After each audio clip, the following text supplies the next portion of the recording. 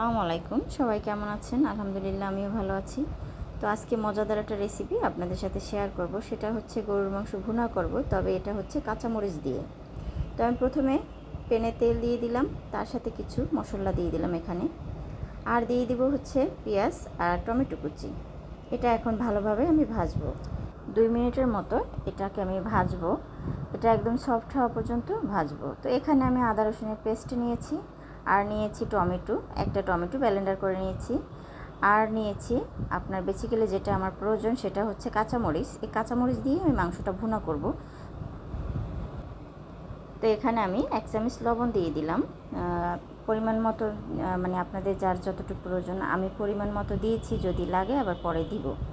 তো আমি মশলাটা এখন ভালোভাবে কষাইতেছি, এটা ভালোভাবে ভাজবো। তারপর এখানে আমি এক এক করে সব মশলা দিয়ে দেবো। এখানে দিয়ে দিচ্ছি টমেটোর পেস্ট।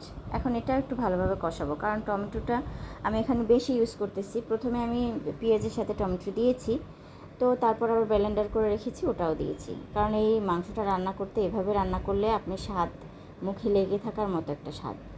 যারা কাঁচা মরিচের তরকারি পছন্দ করেন তাদের কাছে অনেক ভালো লাগবে এই তরকারিটা। তো যাই হোক, এখন দিতেছি আপনার পেস্ট, আদা রসুনের পেস্ট, এটা দিয়ে দিচ্ছি পরিমাণ মতো। এখানে আমি 2 চামচ নিয়েছি, বড় যে গোল চামচ ওটার 2 চামচ নিয়েছি। তো এটা আমি এখন ভালোভাবে এটাকে মশলার সাথে মিশিয়ে দিচ্ছি। আদা রসুনের একটা ঘ্রাণ আছে, ওইটা থাকবে না, আমি ওই জন্য ভালোভাবে ভুনা করব আর কি এই মশলাটাকে। এখন দিয়ে দেব এখানে পরিমাণ মতো গরম মশলার গুঁড়া 2 চামচ। এখানে 2 চামচ ইউজ করব আমি। এই গরম মশলার গুঁড়োটা আমার বাসায় আমি বানিয়ে রেখেছি, তো ওটা আমি 2 চামচ এখানে ইউজ করতেছি। তো এখন ভালোভাবে এটাকে আমি মশলার সাথে মিশিয়ে দেব। এটাকেও আমি 2 মিনিটের মতো আপনার ভুনা করব। কারণ হচ্ছে যত আপনি মশলা ভুনা করবেন, ততই দেখবেন আপনারা যে কোনো জিনিস রান্না করেন, মাছ মাংস সবই ভালো লাগবে। তো আমি মশলাটা আমি ভালোভাবে ভুনা করব এখন। ভালোভাবে যতক্ষণ না তেলটা বের হয়, তেল বের হয়েছে তারপর আরও ভুনা করতে হবে আমাকে। তো এটা আমি ভালোভাবে সেজন্য নাড়াচাড়া করতেছি। প্রায় হয়ে গেছে, তো আমি এখন এর মধ্যে মাংসটা দিয়ে দিব। তো আমার মশলাটা প্রায় হয়ে গেছে, তেল বের হয়ে গেছে, দেখতেই পাইতেছেন। তো আমি এখন গরুর মাংসটা এখানে দিয়ে দিব। মাংসটা আমি এই মশলার মধ্যে 5 মিনিট কষাবো। তো আমি এই মশলাটার মধ্যে মাংসটা ভালোভাবে মিশিয়ে দিচ্ছি। এরপরে আমি ঢাকনা দিয়ে রাখবো, 5 মিনিটের মতো রাখবো ঢাকনা দিয়ে। তো ঢাকনা দিয়ে রাখার পরে দেখেন আমার মাংসটার একদম চেঞ্জ হয়ে গেছে, কত সুন্দর দেখাইতেছে। এখনও আমি মরিচটা ইউজ করি নেই, শুধু মশলায় কষাইতেছি। আপনি যতটা পরিমাণ কষাবেন মাংস ততই ভাল লাগবে। তো আমি এখন এক এক করে মশলা দিয়ে দিচ্ছি। এখানে হচ্ছে সেই কাঁচামরিচ যেটা দিয়ে আমি রান্নাটা করব, তো সেই কাঁচামরিচটা আমি ফুল এখানে দিয়ে দিলাম। এখন দিব এখানে হলুদ। এখানে আমি 2 চামচ হলুদ ইউজ করতেছি। যার যতটুকু প্রয়োজন ততটুকু করবেন। তো আমি এখানে 1 কেজি গরুর মাংস, তো এখানে আমি 2 চামচ আপনার হলুদ ইউজ করতেছি। তো হলুদটার রঙটা অনেক বেশি, সেই জন্য 2 চামচই আমার হয়ে যাবে রান্নাটা।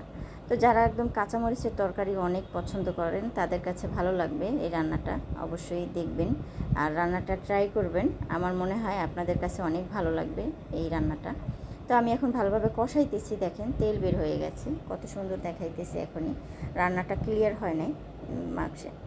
তো আমি এখানে সামান্য পানি দিয়ে দিতেছি। এখন সামান্য পানি দিয়ে আরও কষাবো আমি এই মাংসটাকে বলছি, যতবারই বলি যে মাংসটা আপনি যত কষাবেন, মাংস বলেন আর যাই বলেন, কষাবেন যত ততই ভালো লাগবে। তো দেখেন মাংসটার কালার কত চেঞ্জ হয়ে গেছে, মাংসটা দেখতে অনেক সুন্দর লাগতেছে। যে যতবার আমি কষানোর ইয়াতে মাংসটা একদম হয়ে গেছে আমার। কারণ হচ্ছে আমি মাংসটা অনেক কষাইছি। এই মাংসটা আপনি যত কষাবেন ততই আপনার মাংসটা সফট হয়ে যাবে। তো আমার মাংসটা আলহামদুলিল্লাহ হয়ে গেছে, দেখতেই পাইতেছেন মাংসটা অনেক সুন্দর হয়ে গেছে, একদম সফট হয়ে গেছে। তো যাই হোক, মাংসটা আলহামদুলিল্লাহ অনেক ভালো হয়েছে। তো আপনারা আমার জন্য দোয়া করবেন এবং ভালো থাকবেন। যদি ভালো লাগে একটা লাইক দিয়েন, আর অবশ্যই ফুল ভিডিওটা দেখে তারপর একটা কমেন্ট যদি করেন। আচ্ছা, ভালো থাকবেন, আল্লাহ হাফেজ, আর আমার জন্য দোয়া করেন।